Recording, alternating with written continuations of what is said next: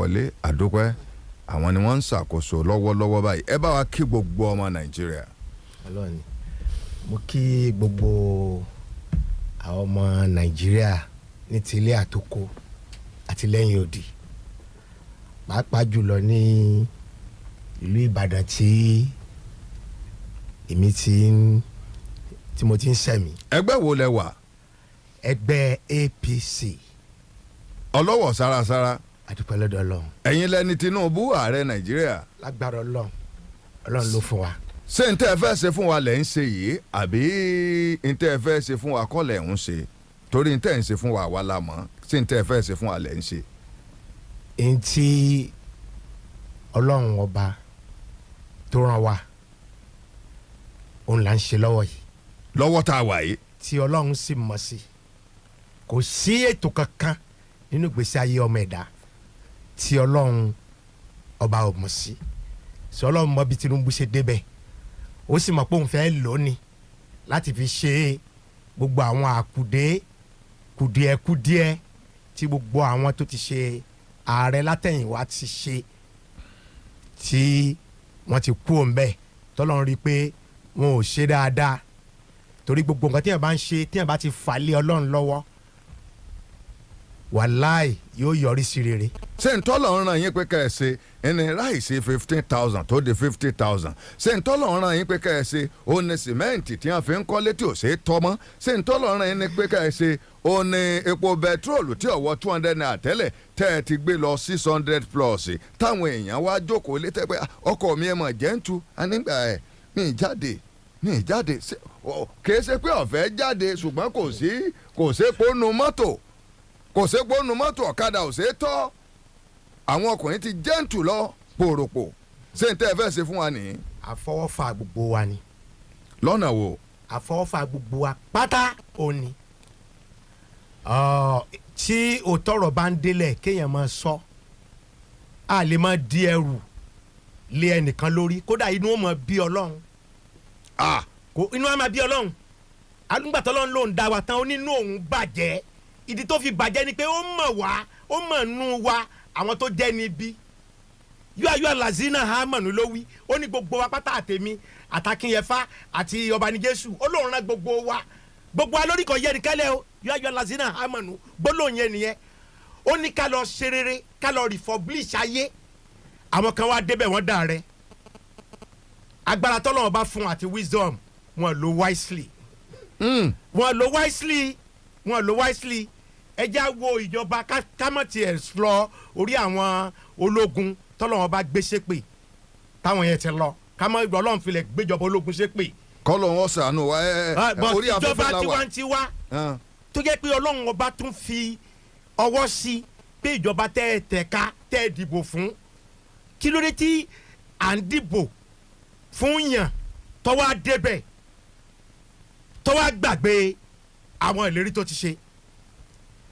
Definitely èṣù lọ́dẹ páńpẹ́ ààrẹ bẹ́ẹ̀ fún wa èṣù lọ́dẹ páńpẹ́ ààrẹ lọ́dẹ páńpẹ́ gómìnà náà fún wa.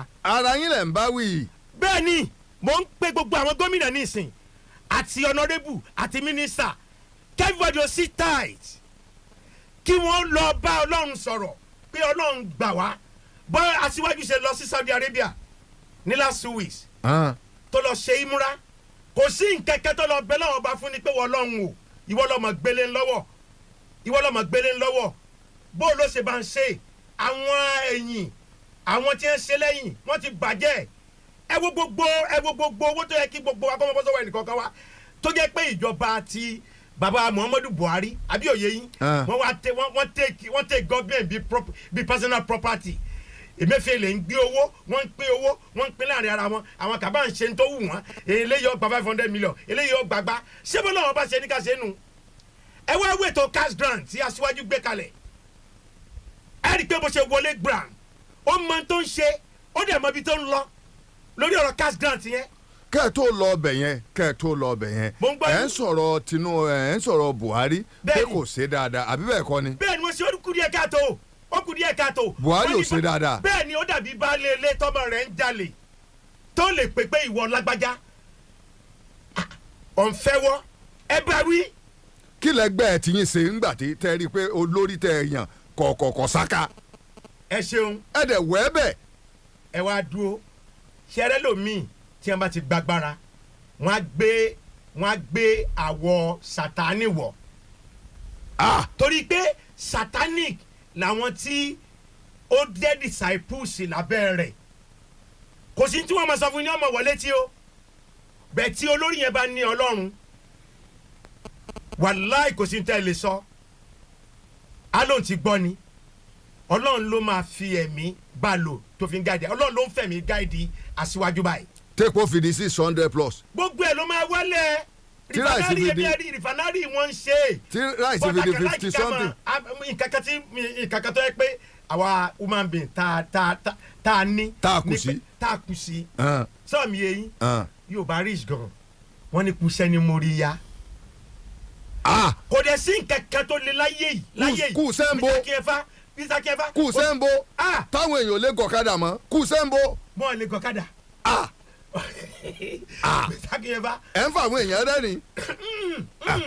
ọ̀rọ̀ rẹ̀ nìkan àwọn èèyàn gan mọ̀. wọ́n ń wò yín o. àwọn èèyàn gan mọ̀ pé amúkun ẹrù ẹ wọ́ òkèlè ń wọ àwòsàlẹ̀ ó ti bàjẹ́ láti orí àwọn Ọbásanjọ́ nígbà tó Ọbásanjọ́ ti tẹ́kì out of office 1999 tá a rò pé yóò produce ó máa yield fún Louis. I am telling you ìgbà tó ṣe national identity card mo ti rò pé national identity card nítorí lédè máa ń lò fún nǹkan méjì ni wọ́n á lò fún biodata wọ́n á dẹ̀ tún lò fún àti generate account fún citizens wọ́n fi ń san owó ọmọ onílùú wọ́n fi ń san Saudi wọ́n fi ń san America wọ́n fi ń san lẹ́rìíyà àti rò pé the first democratic ta nígbà yẹn 1999 tí Abdulsalam Abubakar adoba fún àti rò pé ibi tí ó lọ nìyẹn ẹ wá wò ó wọ́n kó ID card jẹ lábẹ́ rẹ̀ ní as the commander in chief wọ́n mess up lórí ID card yẹn dòní olónìí di òní olónìí. kí lẹ fẹ́ fàyọ. ìtì mo fẹ́ fàyọ ni pé ọ̀gá àti yín wà ń bẹ̀ fọ́dún mẹ́jọ òun lẹ̀ tún bú fúnra yín. for 80 years. ìyẹn Buhari náà. ẹ̀ dẹ̀ ń pákéjì ẹ̀. àní tí ọmọ ẹni bá ṣe dáadáa káwí kùsẹ́ni mórí yá gbogbo mi ní parọ́ fún yín gbogbo ọdún mẹ́jọ Fẹ́mi Adésínà is my friend is his essay ó ń gbọ́ mi báyìí náà inú mi dùn ẹ̀gbọ́n rẹ̀ professor of law ní University of Ibadan Professor Charles Adésínà ọ̀rẹ́ mi ní ó ń gbọ́ mi báyìí I have a ní ìgbà tí wọ́n ń ṣe ìjọba kò sí àwọn meaningful suggestion tí mi fún wọn tán torí péjọ rẹ̀ mi kó wà ní òkè tí mi fún wọn tán pé báyìí nígbà àwọn tí ń kidnap tí wọ́n ń ṣe gbogbo ẹ̀ ẹ̀yìn ẹ sọ fún rẹ̀ ìtọ́fà Ọbásanjọ́ lọ́wọ́ kọ́ fà ẹ jẹ́ kí Buhari sáré dá emergency state of emergency kíákíá on security kí wọ́n dá gbogbo toll gate padà kán wá ìkúpù gbogbo toll gate with the whole 9 forces tán bá ìkúpù ẹ̀ check and balance máa wà ẹ tó ń bọ̀ látẹ̀kọ́. ẹ máa ṣí ààrẹ torí àwọn APC ní à ń sọ̀rọ̀ yìí o ní à ń sọ̀rọ̀ ẹ ṣí ààrẹ. láti tó gẹ̀ẹ́tì Ìbàdàn yóò dé tó gẹ̀ẹ́tì Ẹgbẹ́dá kó tó lóun proceed òun lọ sọ́sùn. so bóòlù ẹnìkan ṣe ní òun á kó weapon látẹ̀kọ́ tí àwọn tó wà tó gẹ̀ẹ́tì Ìbàdàn tí wọ́n ní satẹ́ẹ̀tì àbí wọ́n ní satẹ́ẹ̀tì kó tó dé Ẹgbẹ́dá tó gẹ̀ẹ́tì ní Ìgbági tuntun. so kínní olófò ògbó security orílẹ̀-èdè pátápátá tó fi wá wọ́ọ̀s wọn kò alákèésí yẹn ó lóun ti gbọ́ they did not do it for the measure. ta lẹ pè sákèésí. ìyẹn Fẹ́mi Adésínà ìjọba Buhari. ok apá yín àwọn alẹ́gbẹ́. apá yín ẹ má bẹ̀gbẹ́ jẹ́. apá yín ọ̀ka wọn. no wọ́n ní torogún yẹn nígbà jù ní lọ ìyálà pé. ẹ tún ṣe wá pákéjì wọn lẹ́ẹ̀kejì fáwa ẹ ṣe pákéjì wọn lẹ́ẹ̀kejì fáwa. gbogbo wa la mọ̀ pé. àkódà alẹ́lẹ́dà ti wà alẹ́lẹ́dà ti wà. gbogbo wa la mọ̀ pé bàbá Tinubu wọ́n pe ààrẹ Buhari lákìyèsí ń gbà yẹn o gbogbo wa la mọ̀ o pé bílù ìṣèrí inú àwọn ò dùn àwọn dẹ́wà lára àwọn tó champion tẹ̀ fi déjọba ẹ rí i pé wọ́n jà briefly. bẹ́ẹ̀ni. nígbà tó di pé Buhari wọn gbọ́rọ̀ síra wọn lẹ́nu tí ó gbọ́. kí ló dé tẹ̀ back out. ṣé wàá rí ẹ máa gbọ́. ẹ̀yin náà fẹ́ débẹ̀ ẹ fẹ́ débẹ̀. kì í sọ̀rọ̀ yẹn pé back out. ẹ tẹ̀ wájú. kì í ṣe back out ní kàn orí fífọ́ kọ́ lóògùn inú rírun sọ́ọ̀ mi ti yé yín kì í ṣe ni but n táwa wò ń gbà yẹn ni pé tọ̀ adúpẹ́ lọ́dọ̀ Ọlọ́run àwa ni a ní ẹgbẹ́ àwa la gbé ẹgbẹ́ dání bó tẹ̀ pé àjọṣepọ̀ marriage ló fi di APC but ó ní kángun àwa tá a jẹ́ progressive tẹ́ pé ẹ̀jẹ̀ progressive ń bẹ lára wa jura wa lọ it has been mixed up ẹ rí i pé ń gbà yẹn tọ̀ aṣíwájú dànù gbọ́ngbà tó di pé ọ̀fẹ́ second time àwọn ẹni bí ẹni èèyàn bí èèyàn wọ́n lọ bẹ bàbá wa Ààrẹ wa Bọ́lá Ahmed Tinubu ń gbà yẹn wọ́n bẹ̀ wọ́n ilé tẹ́ kọ́ ẹ má ṣe báyìí ẹ má ṣe báyìí ṣẹ́dẹ̀ mọ̀ ọmọ àlèyàn lè mọ̀ bẹ́ẹ̀ Tinubu ọmọ àlèyàn lè ti bá wọn ní so bàbá dẹ̀ jẹ́ tó pé kì í díyàn nú. táwọn èèyàn jìyà ọdún mẹ́rin. ẹ máa gbọ́ kì í díyàn nú ó dẹ̀ promise Buhari to promise pé wọ́n change táwọn mọ̀ pé tail end in tí wọ́n fi jìyà tán fi fọ́nìṣì wa tẹ́ pé àtolówó àti tálíkà àti everybody àti gbogbo ẹ̀wọ̀n nìyá jẹ lórí 4 years lórí another 4 years yẹn. abẹ́ mọ atrocity. ìyẹn wá wọ́ọ̀sì débi pé ìtògbón kálukú ní í ṣe. sọ yẹ kó rí bẹ́ẹ̀ ní tilẹ̀ ń tọ́lọ́hún nítòdodo tẹ́mọ̀ pé bá a wáyé à lọ bá a wáyé ọ̀run là ń lọ sódà ń tẹ̀ ń ṣe fún wa yìí. ẹ máa gbọ́ dáadáa adùn ní gbẹ̀yìn ewúro. ìyá tí máa jẹ wúro ju wọn gbogbogbò. ẹ máa gbọ́ Mr. Akínyẹ̀fà adùn ní gbẹ̀yìn ewúro wàláì sàláì èmi ní kẹkẹkẹ pé tó bá máa fi di sẹ́gbọ́n Tinubu ó ti set ball rolling Jonathan gbogbo ètò tilẹ̀ ní sùúrù. 6+ ilépo sára bọ́ọ̀lù náà nu. atọ́kùn ṣẹlẹ̀ gbà mí láyè kí n bèrè question yọkan lọ́wọ́ bàbá. mọ̀ ń bọ̀ ẹjẹ́ tẹ̀ wájú. ọlọ́run máa take over tó máa wálẹ̀ ètò àtiwájú ti ṣe ètò gan.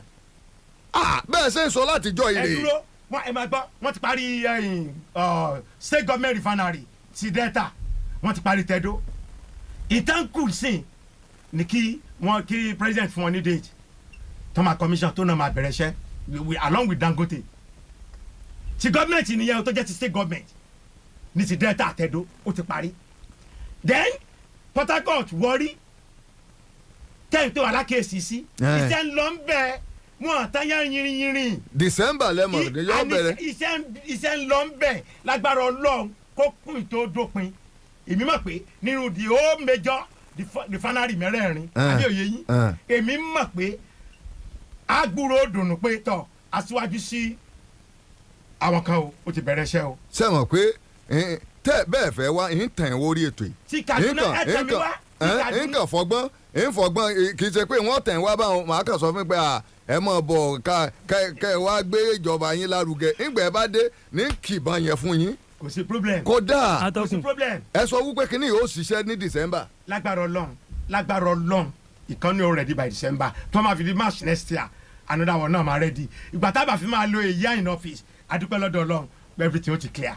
bẹ́ẹ̀ ni gbogbo APC lẹ́nu. kì í sọ̀rọ̀ ẹnu. ṣé kìí sẹ́nu. ẹnu kọ́ aṣíwájú wọ́n ní àti gbọ́ bẹ́ẹ̀ ni rẹ̀ rí ẹ wò look at Lagos State tó lè broke táyé ò fi parẹ́ Ọlọ́run má kó bínú sí wa ká má rí bínú Ọlọ́run.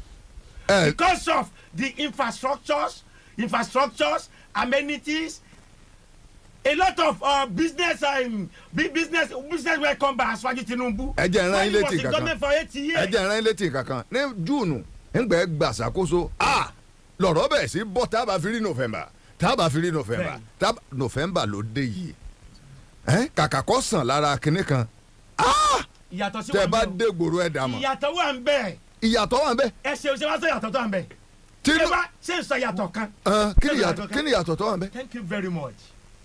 ǹjẹ́ ẹ gbọ́ pé bí wọ́n ṣe ń pààyàn nípakúpa nígbà tí Buhari tó bá ti ń ṣẹlẹ̀ ní Sanfara ti ń ṣẹlẹ̀ ní Gángan ti ń ṣẹlẹ̀ ní Ìgbòho ti ń ṣẹlẹ̀ ní Èkó ǹjẹ́ ẹ gbọ́ bẹ́ẹ̀ mọ̀ pé rampart orí ọ̀fẹ́ kankan nu tọ́lọ́wọ́ bá fún wa lórí ọ̀rọ̀ ètò ìṣòro. ẹ tẹ́ ẹ sọ bẹ́ẹ̀ lórí ṣùgbọ́n ọlọ́mọ àjẹkọ́jẹ́ pé ebi ọmọ àwọn èèyàn lè mọ̀. ebi ọ̀wá ní àwọn èèyàn lè mọ̀ ẹ wá dúró sà. àtijọ́ ẹ̀ mẹ́ta ọ̀pọ̀lọpọ̀ ń wò báyìí ni pé kọ́lọ́njẹ tọ̀sán ọyọ kọ́lọ́njẹ tàlẹ́ ọyọ gàrí ò ṣe é súnmọ́ èlùbọ́ ò ṣe é kọlù. observation sà ṣẹ́rí ta need o kò sí tó tóbi láyé yìí o tó kọjá àdúrà o kódà béèyàn bó jẹ́ pé ó ń ṣe adarí ilé àbádarí ìlú ọba ó nídìí kó sọ nǹkan sọ́tọ̀ ọlọ́run o. ṣé bá a ṣe ń gbàdúrà ṣé bẹ́ẹ̀ ni Amẹ́ríkà ní UK làwọn náà àwọn ọmọ ọlọ́run tó wà gan tá a bá sọ bẹ́ẹ̀. ètò ti wà ńlẹ̀ on mechanized farming adúpẹ́ lọ́dọ̀ ọlọ́run aṣíwájú ti kó àwọn tractors wọlé aṣíwájú ti kó àwọn machineries tí wọ́n ń lò fún àwọn ètò àgbẹ̀ wọlé. níbo ni wọn kò sí. àló ti wọlé. ó ti wọlé báyìí. ó ti wọlé báyìí máa sẹ́ndì ẹ̀sìn yín lórí WhatsApp. àtọkùn ohun mi kẹjẹ ń bèrè question kan máa lọ́wọ́. sẹ́ndì ẹ̀sìn yín now with the security. ẹ jẹ́ ń sí ojú òpó lẹ̀. àtọkùn ẹ dákun stakeholder APC rè. àtọkùn ẹni sùúrù ebi ẹ̀yin náà gbọ́ wọ́n ti kó grains wọ́n ti kó fún gbogbo àwọn àgbẹ̀ àbí gbogbo everything àtiwájú yẹn ń pariwo ni ẹ mọ̀ pé ẹ mọ̀ gbọ́ àtiwájú ò kì í pariwo I am telling you he is a man of result tí ẹ bá jẹ́ kí n pé èmi ń mọ àwọn nǹkan tó yẹ pé kì í sọ̀rọ̀ wákàtẹ́ in the next tábàtúmọ̀ wọ January táwọ February I am telling you rẹ́rẹ́ ó ti rún. gbogbo bára ti ṣe ń tùwà díẹ̀ díẹ̀ yìí yóò tùwà pátápátá ni. ẹ máa bá rìkọ́ọ̀dù wọn ẹ máa bá rìkọ́ọ̀dù wọn. ó máa tùwà pátápátá. ẹjọ sà ẹjọ àtọkùn ṣé mo lè sáré béèrè question kan lọ́wọ́. ẹ béèrè question. bàbá gbogbo Nàìjíríà ti rí ní rí pé ìkankan náà ni gbogbo ẹ̀yin olóṣèlú. ìkankan náà kọ́ ẹ máa gbọ́ wọ́n ti rí pé kò sọmọre nínú ìbọn olóṣèlú. ní ayé bàbá Buhari bí àwọn aṣòfin nínú ìjọba bàbá Buhari bí wọ́n ṣe ń ra mọ́tò dẹ̀ǹdẹ̀dẹ̀ǹdẹ̀ fúnra wọn rèé. okay president Malawi ẹ lọ wádìí nǹkan tí mò ń sọ fún yín yìí ó dẹ̀ stop pé anybody ò gbọ́dọ̀ travel out ní country òun àti òun tóun jẹ́ president in order láti mú kí káwọn kọ́ọ̀tì gbogbo owó tí àwọn ń ná búlàbúlà expenses so that kí ara lè tu ìlú láyé bàbá Buhari làwọn olórí yín àwọn tí wọ́n jẹ́ senator lọ́ndà ẹgbẹ́ yín tí wọ́n ń bu owó rẹpẹtẹ tí wọ́n fi ń ra mọ́tò sótú yẹ ẹni bàbá aṣíwájú fẹ́ wá tún lù ṣe sótú yẹ ká tún bá rú ẹ̀ ní lọ́ndà ìjọba bàbá Tinubu ẹ ṣeun tí wọ́n ń ra mọ́tò 160 something million tí wọ́n ń ra yacht 5 billion tẹ́bí dẹ̀ ń pa gbogbo ìlú. ọba ni Jésù. ẹ jẹ́ bàbá ọ dáhùn stakeholder ni wọ́n. ení number one ẹ má fi kú wí àrùn ẹ má fi Malawi wé Nàìjíríà. Malawi is 5 billion population. Malawi ẹ má fi wé Nàìjíríà rárá. ẹ mọye ìgbà tí president ti wá ń travel tó lọ ń gbà tọ́jú lójoojúmọ́. ikùn mú àbí òye yín ó yàtọ̀ sí tán. orí afẹ́fẹ́ la wà orí afẹ́fẹ́ ikùn mi ò ṣe é mì. Malawi ẹ fi wé Nàìjíríà ẹ má fi wé Nàìjíríà o. ṣùgbọ́n tó bá ṣe nǹkan tó dájá sọ. Malawi of 5 million population ẹ fi wé 250 million population ìyàtọ̀ nbẹ̀nbẹ̀. ṣé ń lọ jẹ́ káwọn ọmọ cruise lórí. ẹ wá dúró number one ẹ má fi kú wí àrùn mọ́ Nàìjíríà àwa ní owó olówó ni wa o àìsàn ló sí o. a kàn yàkà láàrin ara wa ni. olórí là ní àṣà ìlú olórí rẹ ni a ní owó ẹgbẹ́ yẹn sẹ́gbẹ́ kan sẹ́ẹ̀rí ọ̀rọ̀ mọ́tò kọ́ ni ti ń bẹ́ńlẹ̀ yìí lórí ẹ̀kọ́ ọ̀rọ̀ mọ́tò fáwọn agbófin ọ̀dàdí ẹni pé ẹmú èpìnì nínú 1 billion ní ètò tí wọ́n ṣe fáwọn aṣòfin ẹgbẹ́ yẹn sẹ́gbẹ́ kan a ní the remaining gbogbo ohun tó kù àbí òye yín ti ń bẹ bóòlù aráàlú náà ṣe benefit òun náà sì wá ń try láti work out. That's why ara visit ẹ lọ sí Saudi pé bó lẹ ṣe ṣe tẹ fi sọmọ ní owó ọmọ nílùú bó lẹ ṣe ṣe tí ó fi jẹ́ pé ẹ lè gbin ewédú ẹ sì ṣàfẹ́rí ewédú ní Saudi bó lẹ ṣe ṣe tẹ lè gbin ata tẹ ìṣàfẹ́rí ẹ àwọn yẹn dá ló ń pọ̀ lọ́ọ̀ ni àtètò.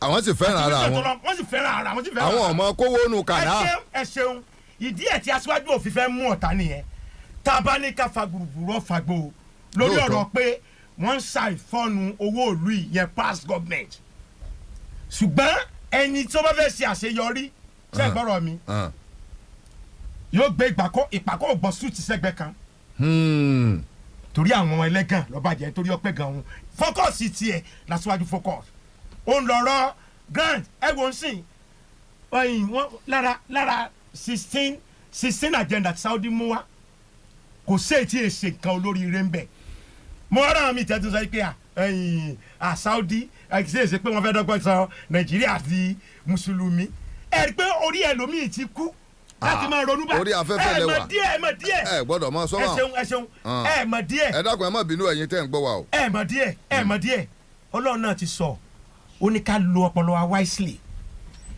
Jerusalem Bethlehem tí a ti bí Jésù Kristi mùsùlùmí ń bẹ́ẹ̀ Saudi Arabia Riyadh kírísítẹ́nì ń bẹ́ẹ̀ ń gbébẹ̀ ó ṣe ó lọ ṣọ́ọ̀ṣì ń bẹ̀ Saudi ò ló ṣe lọ ṣọ́ọ̀ṣì sábà mi ti yẹ yín àwọn kàní yóò ṣe wá máa ròyìn ká Saudi tó tún lọ o ṣé èpè tó tún máa ní o yín tó lọ ṣe ètò bọ́lá wọn bá ṣe gbà wọ́n lẹ̀ yín ló lọ ṣe adẹ̀dùpẹ́ dọ́dọ̀ lọ wọn wẹ́kọ̀mù ẹ̀ gbogbo bí ẹ ṣe sanwó ọmọ nílùú wọn tó fi jẹ́ pé bí ẹ ṣe bá dọ́tà wọn tó jẹ́ pé tọ̀ ṣé má ti bímọ lẹ́nìí sìn ó ti wọnú system ní humanitarian àfihàn sí wọn.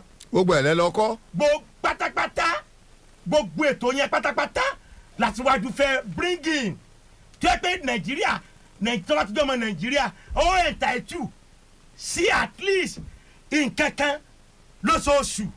gbogbo nǹkan tẹ̀ ń sọ fún wa social security fund. yìí sẹ́ẹ̀rí kò sígbà tá invite yín nǹkan tẹ̀ máa sọ máa dùn ó dẹ̀ ẹ́ máa ní ọmọ ọ̀dà ṣùgbọ́n implementation àìrí. ẹ ṣeun àìrí ẹ wò tá a ṣe lọ́sìn. execution dà. wò tá a ṣe lọ àwọn tó ti rán kàǹtì o tán dẹ̀ pé àdẹ̀nìkan wá sọ́fíìsì. ṣé wọ́n ti rówó. wọ́n máa rówó ní tí mò ń wínu olùbàdàn Jésù sọ ṣé wọ́n ti rówó.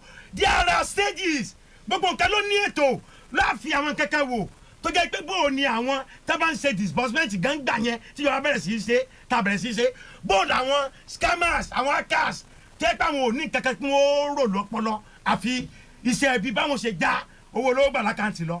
Those are the things we are going to work on we are working on. gbogbo everybody tó ti rí àkáǹtì máa gbowó ẹni tí ò tí ì rí máa rà àkáǹtì ẹ̀ on not before ending of this month. látijọba òkè. lágbára Ọlọ́run àti generate àdínú ìdẹ̀dùn. tí APC bá sọ wípé àwọn fẹ́ ha owó ọ̀fẹ́ Nàìjíríà tí wọn ò bá rí gbẹgẹdẹ ògbìn náà o. Mr. Kiefa kì í ṣe pé kì í sọ̀rọ̀ wákàtẹ́ ètò tó wà nínú constitution wa ni mo ti pe sẹ́nitọ̀ kan rí pé kọ́ lọ ka welfareism aspect of welfareism ẹ lọ kà kí mo kọ́ sẹ́nitọ̀ ní ìsìnká láìtì wọn kí wọ́n lọ kà nínú welfare ibi tí social security fund wà. owó ọmọ onílùú Amẹ́ríkà ṣe ń sábà àwọn ọmọ wọn tí làlúrí bá ti ṣẹlẹ̀ ẹ wò gba COVID ṣẹlẹ̀ ẹ wò etí ẹ̀ sọ fún ẹnì kọ̀ọ̀kan ọmọ Amẹ́ríkà. tíṣẹ́ táwọn èèyàn wá ń ṣe lókè òkun ìmí ò ṣe sọ. Mr. Kiefa èmi náà ti lọ rí. ìmí ò ṣe sọ. èmi náà ti lọ rí. à ń wò ká yín tọ́jú àgbàlagbà ó sì tún bẹ́ tọ́ sí lójú ní ṣe bó ṣe wù ìyẹn ò lè sọ̀rọ̀. torí tó bá sọ̀rọ̀ wọ́n lè lé jáde pé kọ́kọ́ mọ̀ tọ́jú ẹ̀ mọ́ yóò tún máa wá sẹ́kì. nílùú. ṣé wọ́n gbé bíbélì ní Japan ni ṣé wọ́n gbé Kùránì ní Japan ni. ẹni sùúrù bàbá ẹ máa gbọ́. àníyàn lọ́nà fẹ́ wò. ṣé ní China ṣé wọ́n gbé bíbélì àti Kùránì ni. ọpọlọ tọ́lọ́run fún ní kálukú wa láti fi ṣe nǹkan tó dáa ọpọlọ tọ́lọ́run fún wa ní Nàìjíríà níṣẹ́ la fi ń ba nǹkan jẹ́ Nàìjíríà. iná là ń sọ ọpọlọ tí Ọlọ́run fún àwọn ìjọba lọ́hùn tí wọn ò ní Kùránì tí wọn ò ní bíbélì ọpọlọ ká ṣe ohun tó dáa wọn fi ṣe nǹkan tó dáa sọ́dọ̀ tiwọn. wọ́n ní Kùránì o. níbi tó jẹ́ bẹ́ẹ̀ kìkì òrìṣà ni wọ́n bọ́ bẹ́ẹ̀. ọpọlọ tí ṣé bó ṣe ń gbé Kùránì lọ́hùn ṣéhùn náà ṣe ń gbé ń bí ṣé bó ṣe ń gbé Kùránì bí náà ń gbé lọ́hùn ṣé bó ṣe ń gbé bíbélì bí náà ṣe ń gbé lọ́hùn ẹ mọ àdúrà tá a ń gbà ní Nàìjíríà ni. ẹ máa gbọ́ ẹ jẹ́ n sọ kankan ṣé rárá tó affect wa àwa ní bíbélì a ní Kùránì ṣùgbọ́n àwọn tó ń wàásù ẹ̀ gan fún wa ọ̀pọ̀lọpọ̀ gan òtítọ́ bí tó yẹ ká mọ̀ pé ẹ bẹ̀rù Ọlọ́run ló yẹ ó máa jẹ́ tọ́pìkì wa ìwà mímọ́ ló yẹ ó máa jẹ́ tọ́pìkì wa ká sọ̀rọ̀ nípa bí ìtọ́lọ́run fẹ́ ká ṣe nu ayé ló yẹ kó jẹ́ tọ́pìkì wa ṣùgbọ́n owó